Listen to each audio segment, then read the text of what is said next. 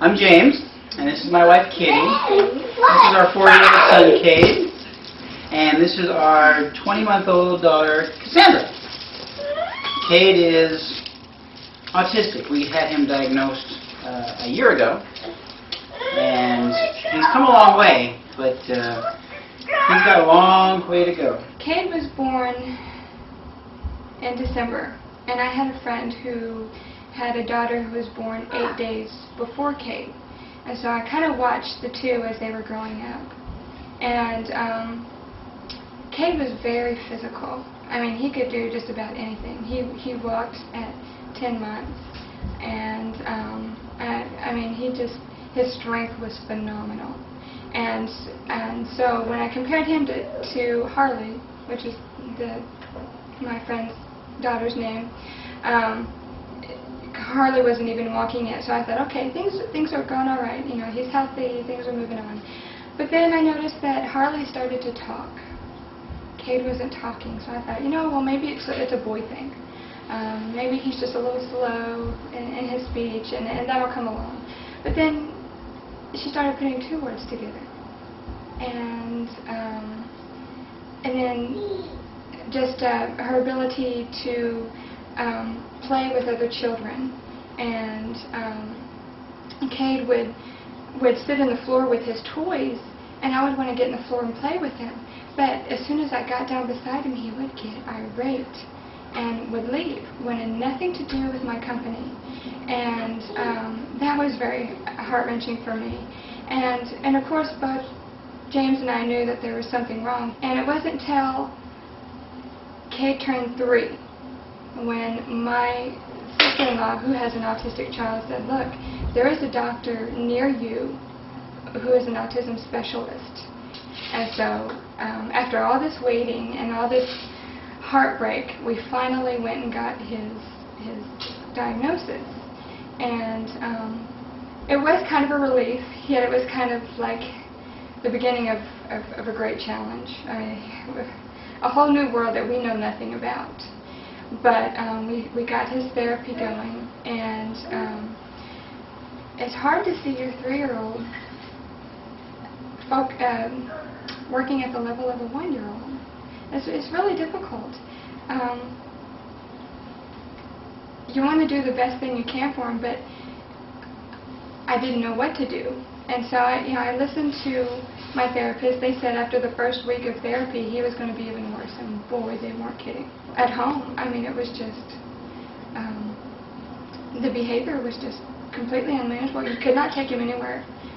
You couldn't take him to a grocery store. You couldn't take him to a restaurant because there was no peace.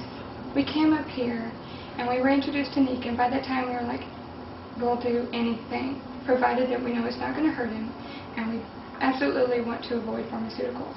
We didn't want to do any medications because we know that other people who have autistic children who don't understand everything, they just see a really antsy, hyperactive child that they can't seem to control, and they just sedate them.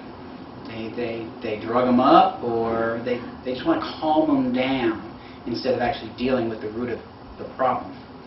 Being a nurse, I've been inundated with the medical field since 1990, so it's been 17 years. And for me to actually step out of that comfort zone into this alternative therapies thing was a big step. When you have a child with issues, you're more willing to step out. You're more willing to take a chance on something that might help them. I looked into it and saw that there's absolutely no side effects. It can't hurt you. The only thing it can do is either help you or not. You can't lose. So we decided to try it. The first thing we did was put him on the sleep system.